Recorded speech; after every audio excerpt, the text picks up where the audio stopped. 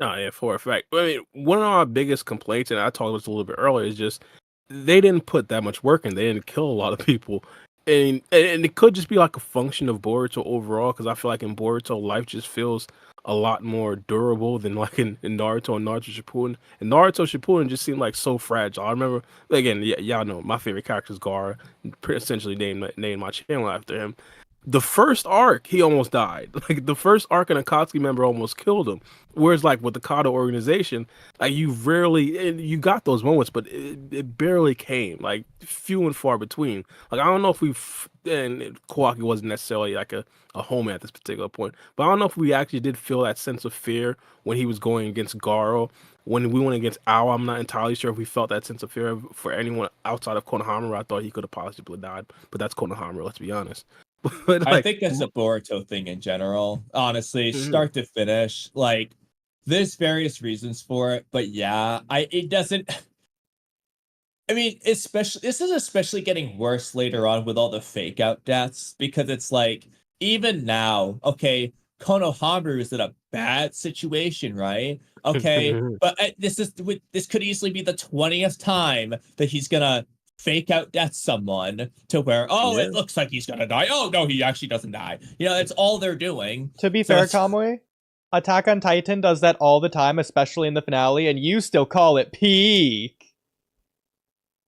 Well, Attack on Titan different on person. Attack on Titan is Okay. arguably the greatest anime of all time. What are we talking about here? We can't just bring Attack on Titan. I mean, what scene in particular are you referring to with the fake out deaths? What, like Flock, like surviving the bow? He's the enemy, so that's works. No, I'm talking about in the finale. The when, first like, all episode, the Eren main survived characters. as well. Okay.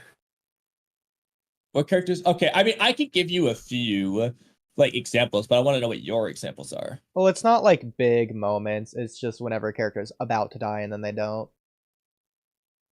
Such The as reason why I feel like, oh my God. What's up, Bar? So I can name some, but I want to know what you're thinking of. I'm thinking. I was gonna say the reason I feel like But sorry, go ahead. I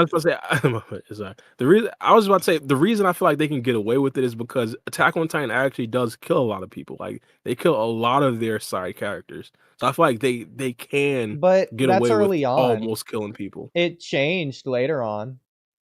I don't know if you guys wanted to spoil anything, just in case anyone's listening, but Yeah, I get. I mean, I guess this isn't truly an Attack on Titan pod, but I mean, yeah, I get it. But just in comparison, Attack on Titan actually killed people, whether randoms or actual people. Like at the end of the day, even if the numbers trickle off, they killed people. In every season, important people die. In Boruto, no, they don't die. They get turned into a tree where they're explicitly alive, or they die and immediately come back, like Karama, or they just don't die. Yeah, I mean, whereas yes, Boruto isn't killing anyone at all. I'm talking about in terms of a character death that's big, that isn't necessary, that's on the good guy side.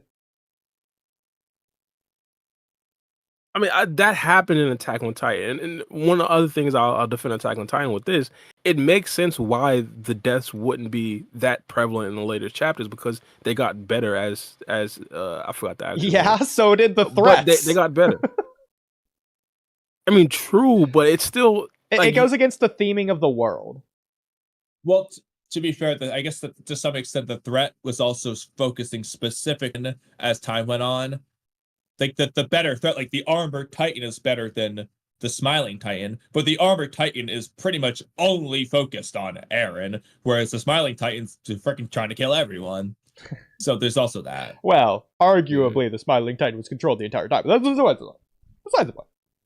Well, either way, though, the point is the smiling Titan isn't specifically trying to get Eren. It's no Attack on Titan slander on this podcast. Too late. Well, I guess Oodie has to leave. I like, you know what? I do support this. We're allowed to slander Boruto on this Boruto themed podcast. You can't slander Attack on Titan. We're giving criticism. We're giving constructive criticism here for Boruto. But speaking of, I guess we could big up Boruto. We talked about this before you